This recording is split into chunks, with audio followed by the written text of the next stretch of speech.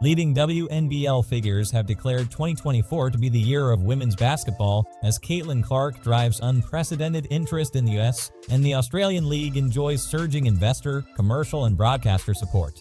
The WNBL tips off next week when new club Geelong United take on Townsville on Wednesday, while 9Go's broadcast of Sydney-Canberra the following Sunday will be the first match shown on a free-to-air main channel in 5 years. The head of the WNBL, Christy Collier-Hill, said at the season launch in Melbourne on Wednesday that the league's commercial revenue led by new deals with Ford, Foot Locker, and Latina Fresh has increased 61% this year. Last year was definitely the year of women's football with the World Cup, the global interest and growth and recognition, and all of the leagues across the world growing. This year, 100%, it's the year of women's basketball. In the US, WNBA TV ratings have skyrocketed, partly thanks to the phenomenal interest in Caitlin Clark.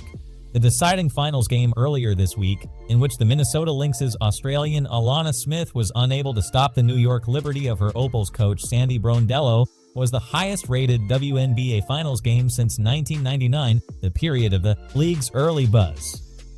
Collier-Hill said, "It's not all down to Caitlin Clark, but certainly a big part of it is. The growth of the WNBA has been absolutely phenomenal, and that flow-on effect helps the sport grow globally, and we are the second best league in the world." 10 of Australia's Paris Olympians will play in the WNBL this year, with many returning from overseas contracts. They will be joined by former No. 1 WNBA draft pick Charlie Collier, who has signed for Canberra. WNBL highlights will appear on the WNBA app and website.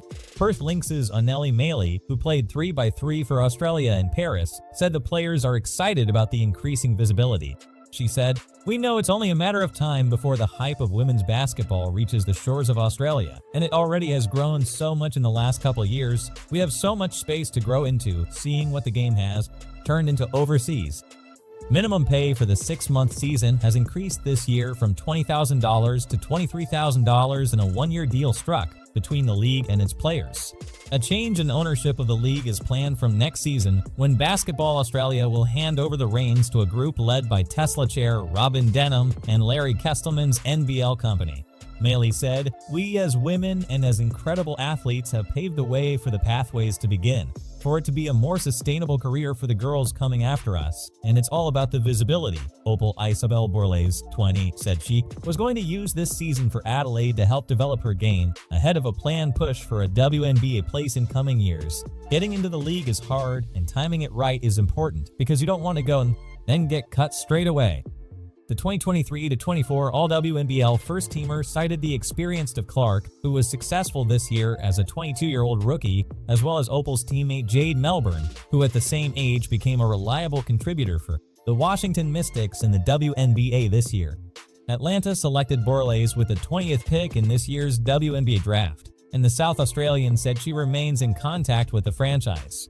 "My feedback from Atlanta was watch more basketball, so I watched a lot of WNBA this year." In the finals, a contentious foul on Smith helped send the winner-takes-all Game 5 to overtime, ultimately leading to the Liberty's win. Borlase was in no doubt about the call.